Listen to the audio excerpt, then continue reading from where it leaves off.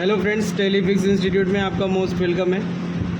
देखिए, आज मेरे पास एक पोको X3 का फ़ोन आया हुआ है और इसमें जो प्रॉब्लम है वो ये है कि एक तो फ्रंट कैमरा इसका नहीं काम कर रहा है और दूसरा इसमें रिंगर नहीं बज रहा है। तो पहले हम आपको दोनों प्रॉब्लम अपनी दिखा देते हैं कि काम कर रहे हैं या नहीं कर रहे हैं, उसके बाद फिर हम आपको बताते हैं। पहले हम कैमरा इसका स्टार्ट करते हैं। अब देखिए, इसमें हमारा ये जो बैक कैमरा है ये तो बढ़िया से चल रहा है, कोई प्रॉब्लम नहीं है। लेकिन जब हम इसको फ्रंट पे करेंगे तो देखिए ये काम नहीं कर रहा है, ये इस तरीके से आ रहा है और इसमें कुछ आ नहीं रहा, मतलब कैमरा ओपन ही नहीं हो रहा है, उसको कमांड ही नहीं मिल रही है ओपन होने की, वो बीच में एक कमांड पर रुक गया है। अब ये तो हो गई कैमरे की बात। अब हम आपको दिखाते हैं इसका ऑडियो।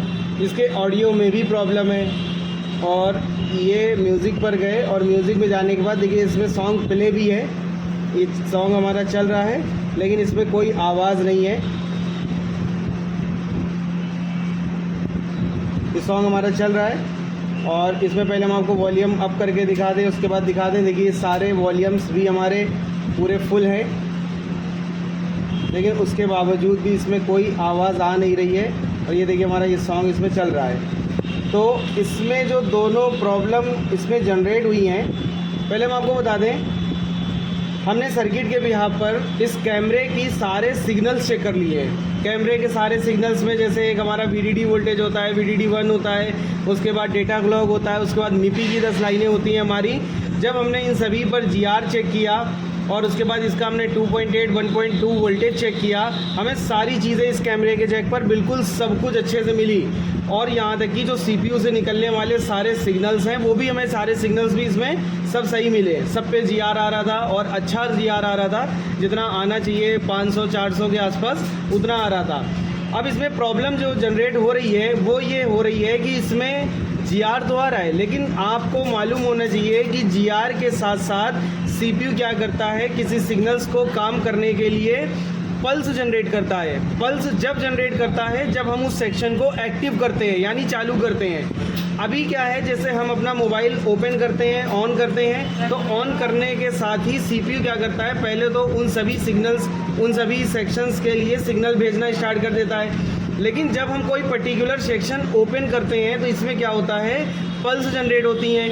पल्स इस तरीके से होती हैं जैसा आप हॉस्पिटल में देखते हो, एक ECG मशीन होती है और उसमें जब कोई पेशेंट होता है, जब वो सांस लेता है तो उसमें एक टेढ़ी टेढ़ी लाइनें चलती हैं और जब वो आदमी के साथ कोई मिसहैपनिंग हो जाती है, वो डेड हो जाता है, तो उसमें क्या होता है, उस जो लाइनें होती हैं वो सीधी हो जाती हैं। सेम काम ऐसा ही हमारे CPU के साथ भी होता है। जब हम किस CPU का कोई पर्टिकुलर सेक्शन ओपन करते हैं तो CPU उसको कमांड देता है पल्स के साथ में। अगर पल्स जनरेट होती है इसका मतलब है CPU से इसका सारा कम्युनिकेशन अच्छे तरीके से और काम करेगा।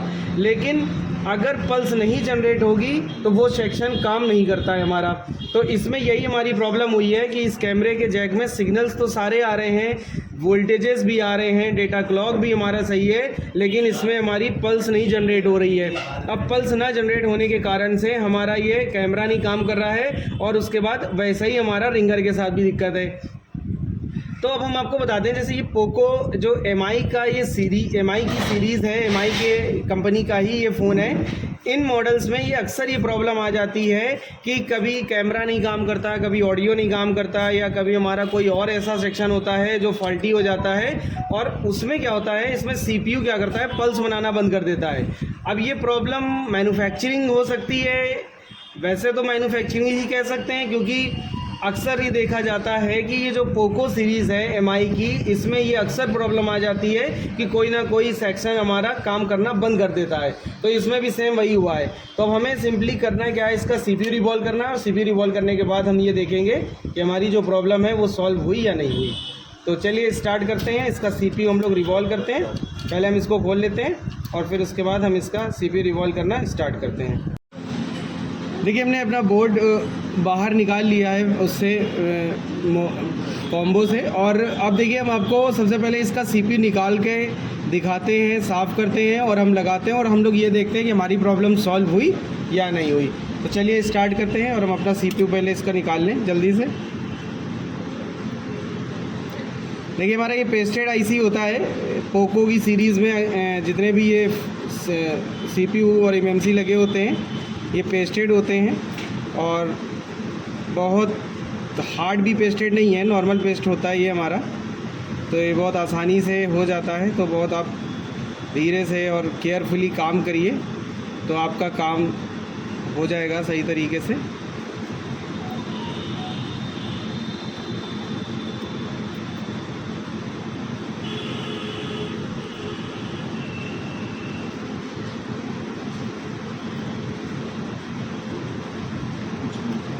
पहले हम इसके चारों तरफ का ग्लू हटा लेंगे।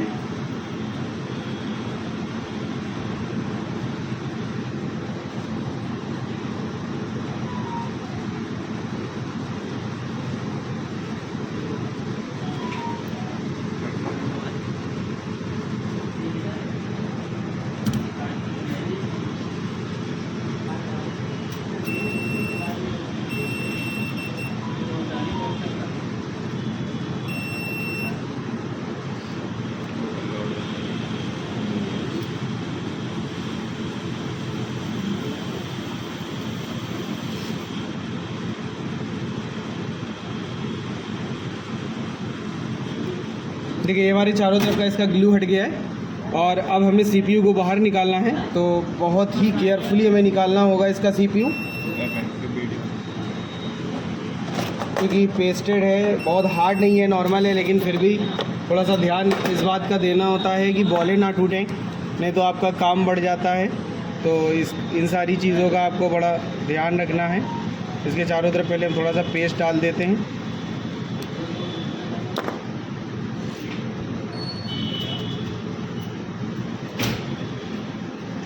और अब हम इसके सीपीयू को निकालते हैं।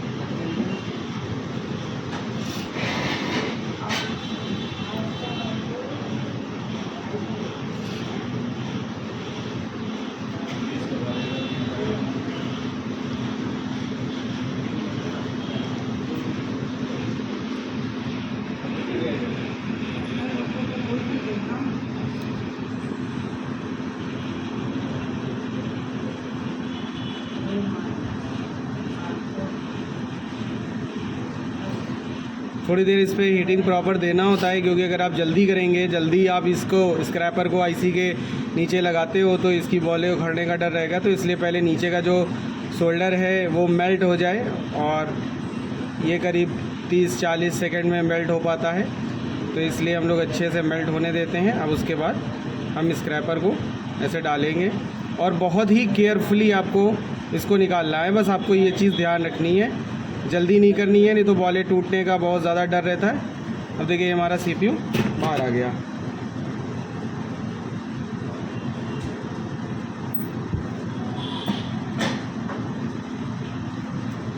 ये हमारा सीपीयू और सीपीयू बाहर आ गया है और बॉलें भी डैमेज नहीं हुई हैं। बाकी अभी इसको हम साफ़ करेंगे तो और हमें अच्छे से क्लियर हो जाएगा।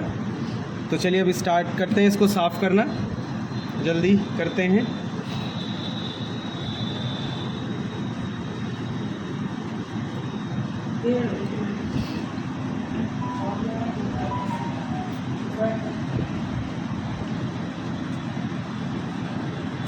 आयरन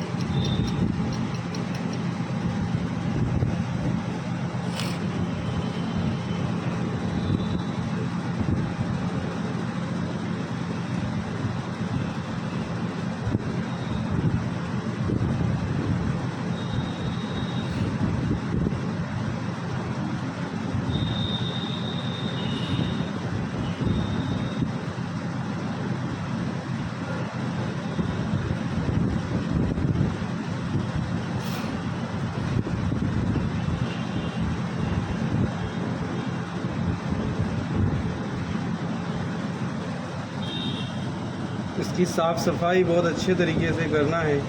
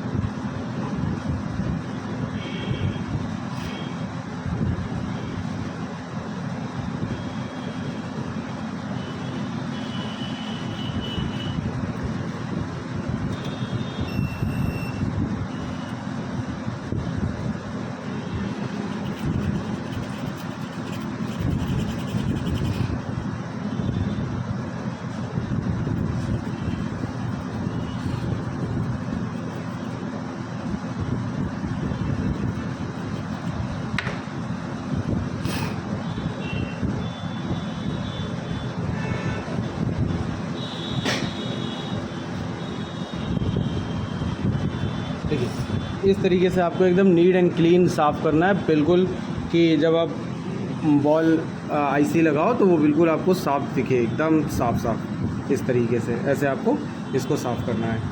अब हम इसका सीपीयू भी जल्दी से साफ़ करके और इसको फिर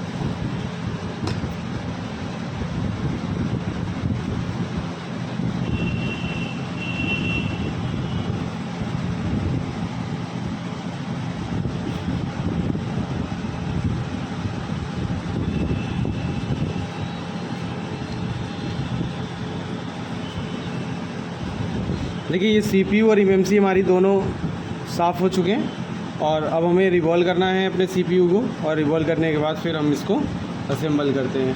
तो चलिए जल्दी से इसको रिवॉल्व कर लेते हैं। देखिए हमारा CPU रिवॉल्व हो चुका है और ये रिवॉल्व हो करके ये इसमें अब हमें लगाना है। तो चलिए जल्दी से लगाते हैं और लगा करके चेक करते हैं कि ये फ़ोन हमारा ऑन हुआ या नहीं हुआ। CPU हमारा रिवॉल्व हो गया अच्छे तरीके से। तो चलिए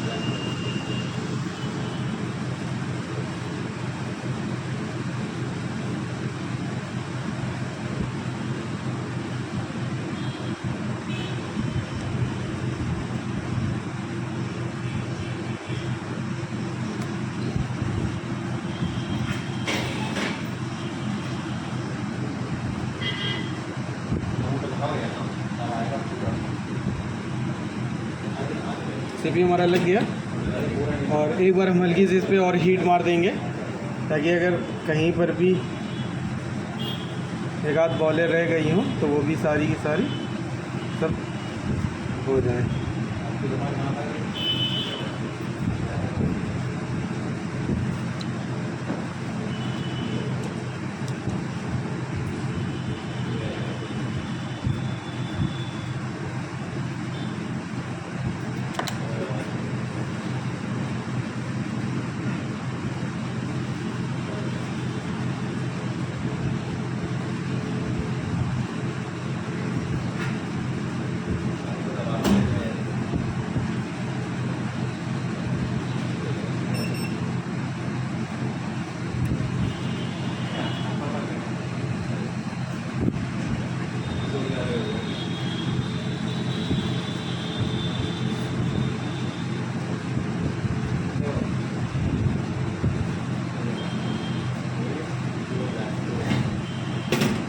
वेट करते हैं ठंडा होने का और उसके बाद फिर हम लोग देखते हैं, चेक करते हैं कि जो हमारी प्रॉब्लम थी वो सॉल्व हुई या नहीं हुई।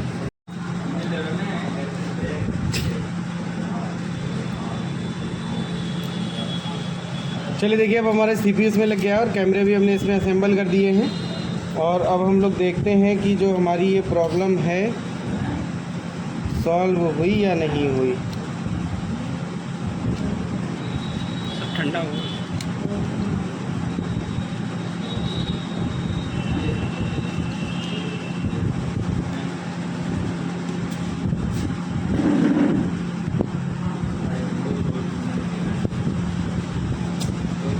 चलिए फ़ोन तो देखिए खुल गया है, ओपन हो गया और अब हम लोग ये देखते हैं कि जो हमारी दोनों प्रॉब्लम्स थी वो सॉल्व हुई या नहीं हुई।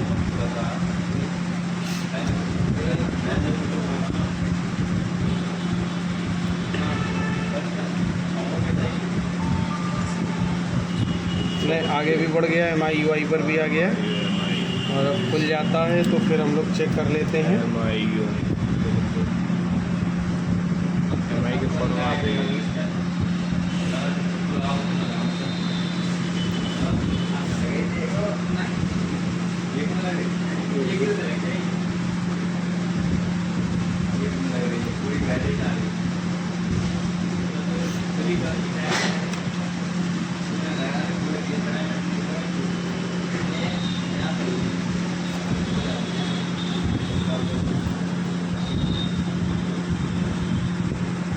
चलिए सबसे पहले हम लोग इसका कैमरा स्टार्ट करते हैं और देखते हैं ये जो हमारी प्रॉब्लम थी वो सॉल्व हुई कि नहीं। चलिए देखिए, बैक वाला तो कैमरा पहले भी चल रहा था, तो अब हम लोग ये देखते हैं कि जो हमारा फ्रंट कैमरा था ये प्रॉब्लम सॉल्व हुई या नहीं हुई है। देखिए ये हमारा फ्रंट कैमरा चल गया ये। और इसके अलावा हमारी एक प्रॉब्लम और थी कि इसमें हमारा ऑडियो नहीं बज रहा था। तो चलिए हम लोग वो भी चेक कर लेते हैं कि वो हमारा ऑडियो बजा या नहीं बजा। म्यूज़िक पे जाते हैं,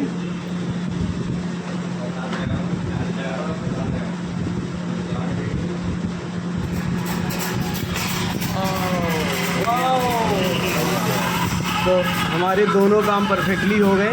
कैमरा भी चल रहा है और हमारी ऑडियो भी बजने लग गई। तो सक्सेस रहा हमारा CPU रिवॉल्व करना। चलिए मिलते हैं फिर नेक्स्ट वीडियो में। Thank you.